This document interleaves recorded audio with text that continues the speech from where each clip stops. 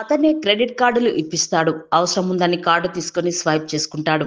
ఇలా ఒక్కరు కాదు, ఇద్దరు కాదు, 18 మంది వద్ద దాదాపు 36 లక్షలు కాజేసి పరారయ్యాడు ఓ యువకుడు. జగిత్యాల జిల్లా కేంద్రంలో ఈ ఘటన చోటు చేసుకోగా బాధితులంతా పోలీసులను ఆశ్రయించారు. జగిత్యాల పట్టణంలోని జంబాగుకు చెందిన ఆదిత్య అనే యువకుడు జగిత్యాల పట్టణంలో బిగ్సీ అనే మొబైల్ షాప్లో పనిచేస్తున్నాడు.